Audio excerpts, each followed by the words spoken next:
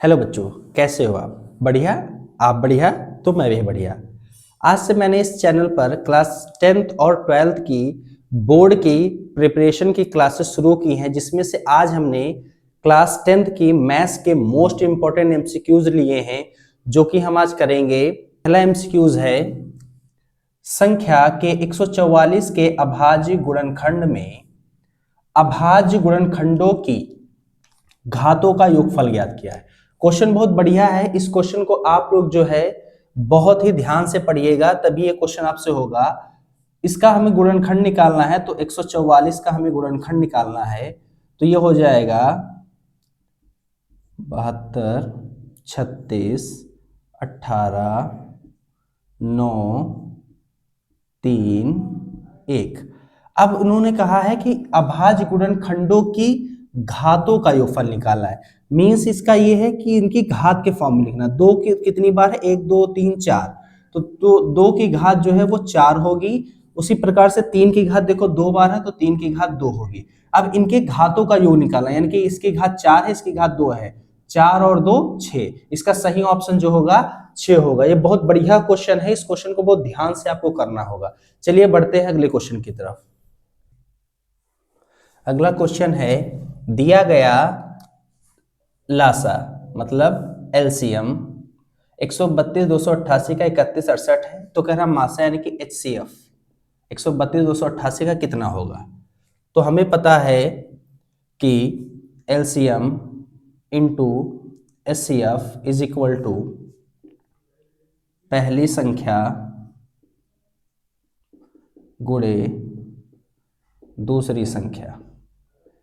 यहां पर हमें एलसीएम दिया है 31 68, तो एलसीएम की जगह एलसीएम की वैल्यू पुट कर लो 31 68। 31 68 एचसीएफ हमें पता नहीं है। पहली संख्या दी है 132, दूसरी संख्या दी है 288। इसको इधर लाएंगे तो HCF is equal to 132 into 288 upon 31 68।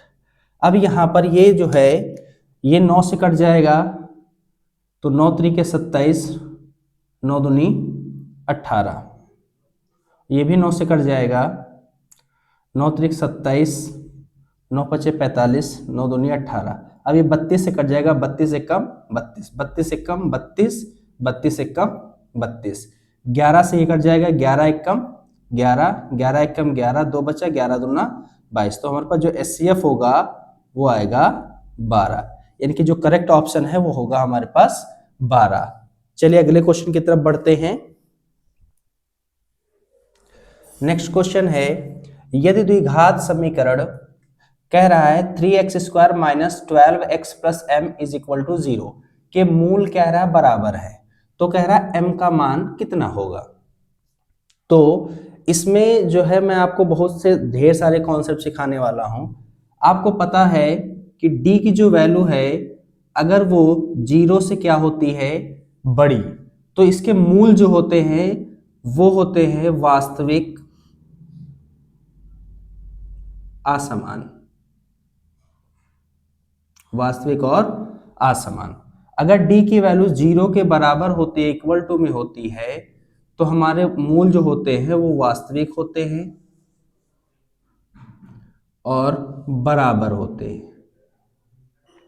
अगर d की वैल्यू जो है वो हमारे पास 0 से जो है छोटी आती है, तो मूल जो होते हैं वो काल्पनिक होते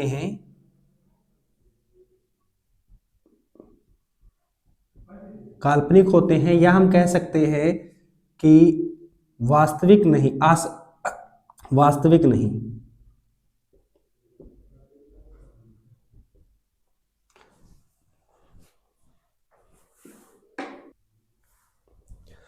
तो यहां पर इन्होंने कहा है कि मूल बराबर है, यानी कि d जो है वो बराबर है 0 के। d जो होता है वो हमारा होता है विवित कर।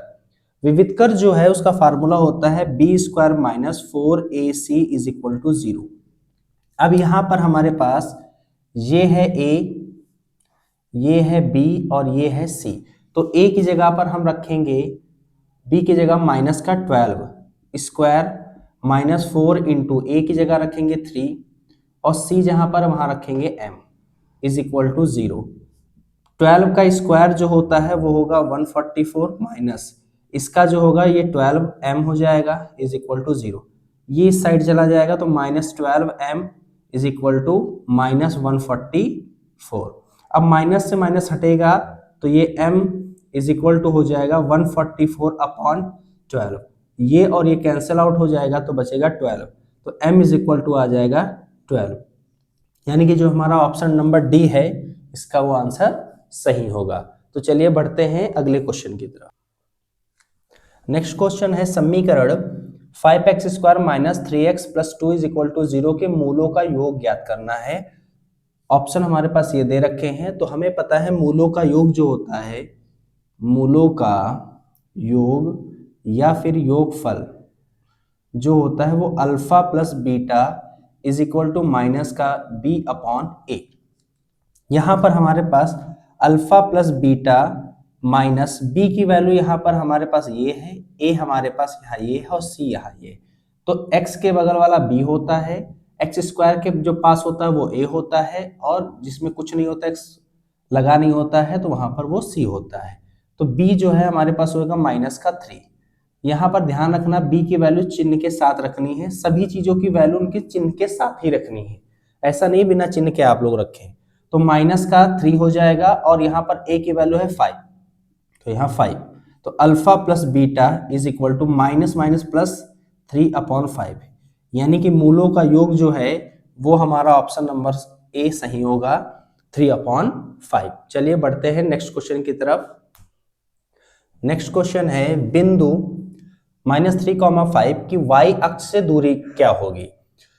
इस क्वेश्चन का जो है आप लोग कमेंट में जवाब दीजिए, क्योंकि अधिकतर बच्चे इस क्वेश्चन को गलत करते हैं। आप लोग कमेंट में जवाब दीजिए, देखिए आपका आंसर कितना आता है।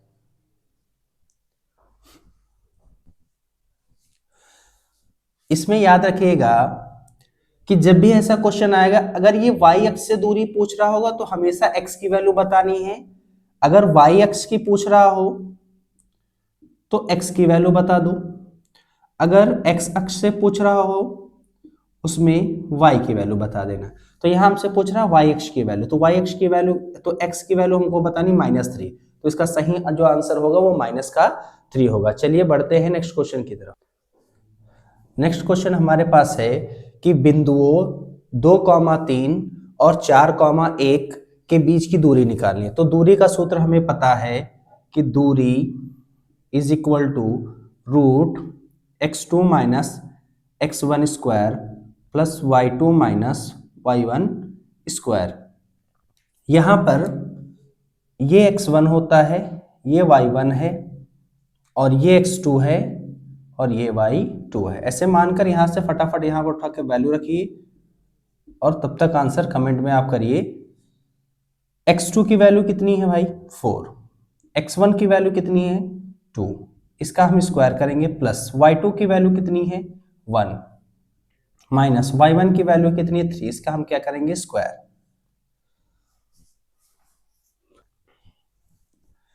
तो ये हमारे पास होगा 4 - 2 2 स्क्वायर प्लस 3 - 1 -2 स्क्वायर, ये हो जाएगा √4 स्क्वायर प्लस ये हो जाएगा 4।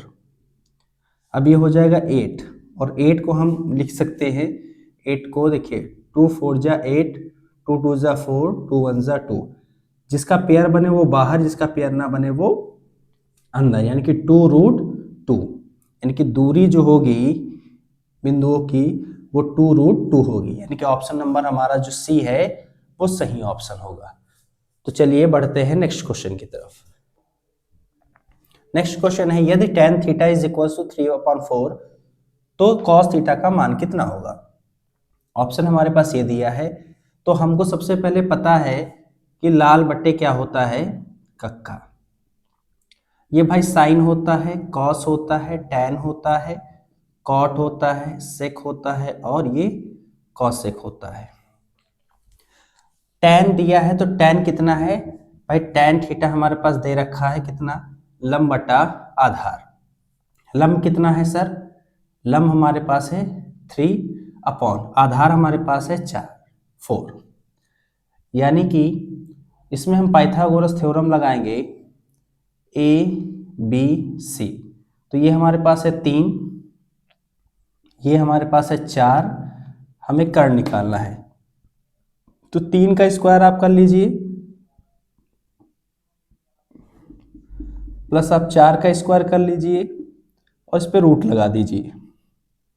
तो 3 का स्क्वायर 9, 4 का स्क्वायर 16, ये हो जाएगा 25। और 25 का जो परफेक्ट रूट होता है वो होता है 5। तो ये हमारे पास आ जाएगा 5। और हमसे पूछ क्या रहा है कि कॉस थीटा की वैल्यू निकालना है। तो cos theta is equal to कितना होता है भाई, आधार बटा कड़, आधार बटा कड़। तो आधार की वैल्यू देखिए कितनी है 4 और कड़ की वैल्यू कितनी 5। इनके सही ऑप्शन जो हमारा होगा वो 4/5 होगा। तो चलिए बढ़ते हैं नेक्स्ट क्वेश्चन की तरफ। नेक्स्ट क्वेश्चन हमारे पास दिया है 3 cot a इक्वल टू 4। तो कह रहा 1 माइनस टेन स्क्वायर ए अपॉन 1 प्लस टेन स्क्वायर ए का मान ज्ञात करो। तो ये क्वेश्चन बहुत ही आसान है, इसमें हम पाइथागोरस थ्योरम नहीं लगाएंगे क्योंकि हमें पता है, यहाँ पर ट्रिक हमारे पास है कि हमें पता है कि cot theta is equal to 1 upon tan theta होता है। तो कॉट की वैल्यू तो हमारे पास गिवन है, दी हुई है, तो टेन को हम उसी का अपोजिट कर देंगे तो टेन की वैल्यू हमें मिल जाएगी। तो यहां पर क्या करना है, cot 3 cot a equal to 4, ये 3 इधर आ जाएगा तो cot a इक्वल टू कितना हो जाएगा भाई 4/3।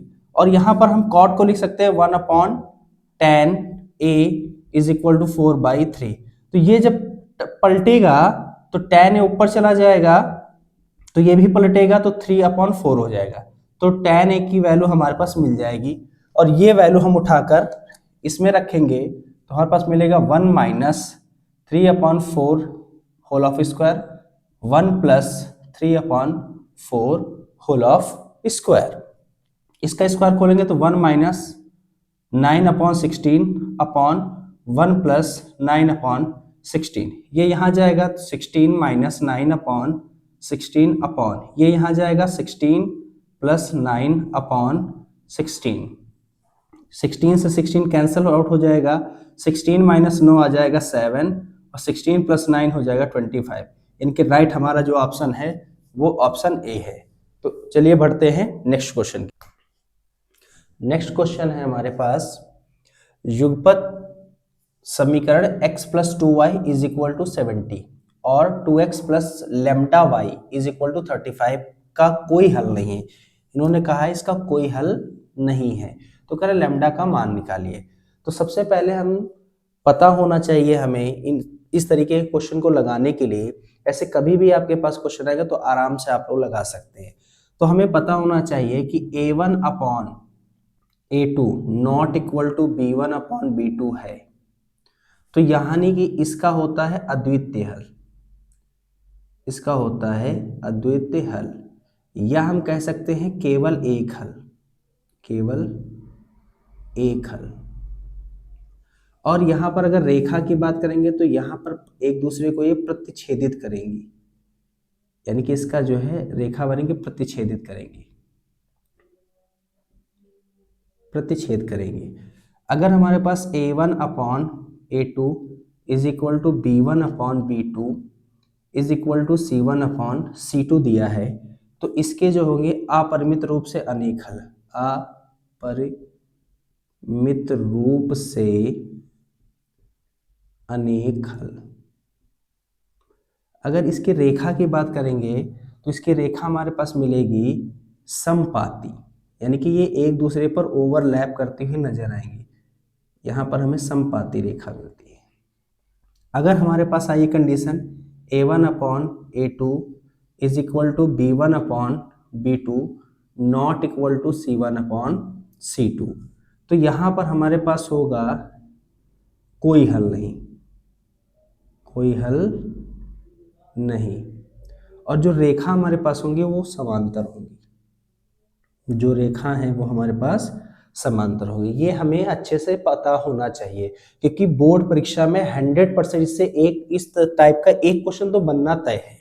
तो चलिए हमारे पास कहा है कोई हल नहीं है, यानी कि हमें कंडीशन दे रखी a1 upon A2 is equal to B1 upon B2 not equal to C1 upon C2। यहां से हमको दिया है A1 की वैल्यू 1, A2 की value 2 is equal to B1 की वैल्यू 2, B2 की value lambda not equal to C1 की वैल्यू। देखिए ये इस साइड होगा क्योंकि हमारे पास जो समीकरण होता है वो A1x plus B1y plus C1 is equal to 0, A2x plus B2y plus C2 is equal to 0 होता है। तो ये इस साइड है, इधर लाएंगे तो ये माइनस में हो जाएगा, यानी कि माइनस का 70 अपॉन C2 जो है माइनस का 35 हमारे पास आएगा।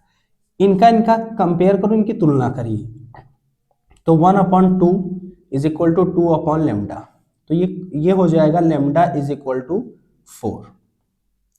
अब इसकी और इसकी तुलना कीजिए तो ये हमें मिलेगा 2 upon lambda is equal to minus 70 upon minus 35। ये माइनस में हटेगा और ये इधर मल्टीप्लाई करेगा तो 2 into 35 upon 70 is equal to lambda, ये इधर चला जाएगा और ये यहाँ आ जाएगा, तो 35 1 जा 35, 35 2 जा 70, 2 1 जा 2, लेकिन लेमडा इक्वल टू कितना आ गया 1। तो आप यहाँ देख सकते हैं कि इनकी वैल्यू और इनकी वैल्यू आपस में इक्वल नहीं है, तो हमारा जो राइट आंसर होगा नॉट इक्वल टू, क्योंकि लेमडा की वैल्यू 4 है, ये 1 के इक्वल नहीं है, तो हमारा जो ऑप्शन होगा वो 4 सही ऑप्शन होगा। तो अब बढ़ते हैं हम नेक्स्ट क्वेश्चन की ओर। नेक्स्ट क्वेश्चन हमारे पास है बेटा कि रैखिक समीकरण युग्म जो हमारे पास दे रखा है 4x plus 2y equal to 8, 2x plus 3y equal to 12, तो कह रहा हलों की संख्या कैसे होगी। मैंने ये कॉन्सेप्ट आपको समझा दिया इससे पहले वाले क्वेश्चन में, तो आप ये क्वेश्चन खुद से लगा कर लाएंगे। ये आपका HW है और हमें कमेंट करके बताएंगे इसका आंसर। नेक्स्ट क्वेश्चन हमारे पास है, यदि दिए गए आंकड़ों का समांतर माध्य और बहुलक क्रमशः दे रखा है 28 और 16, तो कह रहा माध्यिका निकाल के दिखाओ। ये क्वेश्चन बेटा 2026 में 100% आपके बोर्ड परीक्षा में पूछा जाएगा। मोस्ट इंपॉर्टेंट क्वेश्चन है, किसी ना किसी सेट में ये क्वेश्चन, इसके बिना आपका सेट में बिना जो है क्वेश्चन बन ही नहीं सकता है। तो ये 2026 के लिए इंपॉर्टेंट क्वेश्चन है और इसका सूत्र आपको याद करना पड़ेगा। तो जो इसका सूत्र होता है वो होता है बहुलक इज इक्वल टू 3 माध्यिका, 3 इंटू माध्यिका माइनस 2 समांतर माध्य। यहां पर हमारे पास क्या क्या दे रखा है, देखिए समांतर माध्य दे रखा है 28 और बहुलक दे रखा है 16, तो यहां पर 16 इज इक्वल टू 3 माध्यिका हमें निकालनी है, तो माध्यिका ये तो रहेगा ही रहेगा माइनस 2 समांतर माध्य हमारे पास कितना दे रखा है बेटा 28 इंटू 28, 16 इज इक्वल टू 3 माध्यिका माइनस 56, इसको इधर लाएंगे तो 16 प्लस 56 इक्वल टू 3 माध्यिका हो जाएगा, और ये जो हमारे पास हो जाएगा 72, 3 माध्यिका। अब इसको हम यहां लाएंगे तो 72 अपॉन 3, 3 2 जा 6, 3 4 जा 12 माध्यिका, यानी कि जो माध्यिका हमारे पास है वो आई है 24, यानी कि 24, यानी कि ऑप्शन नंबर सी जो है हमारा करेक्ट ऑप्शन होगा। इससे आपकी परीक्षा में सवाल जरूर पूछा जाएगा, तो इस फार्मूले को आप अच्छे से लिख लीजिए और इसको याद कर लीजिए। आपसे समांतर माध्य पूछ सकता है, इनकी वैल्यू दे दिया होगा, या आपसे बहुलक पूछेगा इसकी और इसकी वैल्यू दे दिएगा, एक क्वेश्चन जरूर आएगा। तो चलिए बढ़ते हैं नेक्स्ट क्वेश्चन की तरफ।